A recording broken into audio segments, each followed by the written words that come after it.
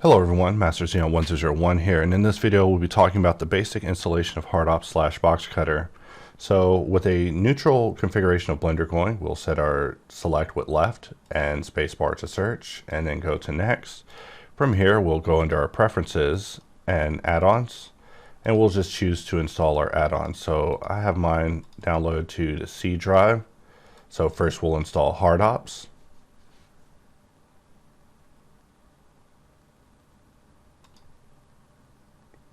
And after enabling it, we should be good to go. The next one is installing boxcutter. We'll install the latest version. And now with them both enabled, we can just go through and configure our preferences, which, you know me, I always go through, change my active object color just because I like seeing it a different color now. Also like to make my vertex size bigger along with my face dots and my outline width. Also a big fan of going to my node editor, which is the more elusive one here. Always so hard to find. There we go, node editor. Needs a better icon. We'll just set our noodle curving to 1 just to make sure. And as far as viewport goes, nothing really to configure there. And we already have our add-on enabled. Emulate 3-button mouse can affect alt behavior, so I don't mess with it too much. And when it comes to end-off settings, I leave them at their defaults. So now we can just go in and just begin configuring things, just making sure that we have CUDA enabled for our GPU or optics. I like turning off save prompts so that way I can close Blender with the quickness. Have my save timer at 1 minute, but my recent files up to like 30. And with that, we can truly save our preferences. So when it comes to setting up Blender itself, I like to press Shift H to hide both of those elements. However, thinking deeply on it, we should just delete them. You know, we can always add lights later. I'll press Alt V, and that is now setting us up to EVHQ. And from here, we can save our startup file. And with that, we now have Blender configured. In fact, I'll press Alt W, start boxcutter. You know me, I love boxcutter as my startup scene. And so we'll save that and then exit. And so now when I open up Blender, it's box cutting time. It's just ready for business. I could just get in, click and drag, and just begin working a box without any further ado. In fact, I could even get in here and alt click dice in order to perform a smart apply. Unto dice, press T to twist, click and just turn it into a radial 360 object without a whole lot of delay. And that's really what it's all about when it comes to configuring HardOps / boxcutter.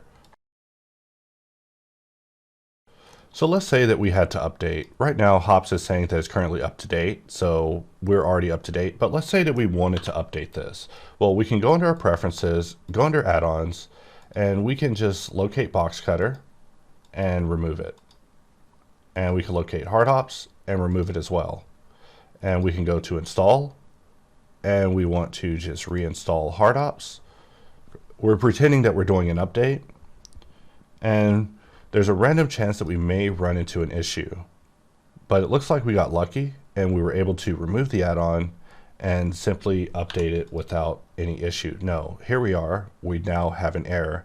And this is because we tried to do it with Blender open. So part of the installation, reinstallation process of HardOps involves you closing and reopening Blender. So even though it's installed, it wasn't able to be enabled. And that's because there was previously a HardOps enabled that wasn't completely disabled before we're now trying to enable a new one. So now I've reopened Blender, and we have neither add-on enabled as implied by their active tool icons not being present.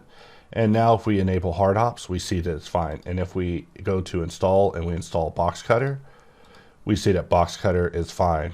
One of the most important things to keep in mind is in the event of installation issues, closing and reopening Blender usually gives it a chance to reinitialize its class-based structure and put itself back together in a way that allows the add-ons to enable. So now we've updated these add-ons. We're good to go. We can now close Blender, and when we reopen, we should be good to go. In fact, now we have both HardOps and boxcutter ready to get to work. And with that, that covers the installation and basic update process of HardOps and boxcutter. Of course, it gets a lot more complex than that, but for the average user, this sort of explanation suffices as far as just making it through the day. But for the power users, there's a larger segment that intends to go more in depth on what can be expected.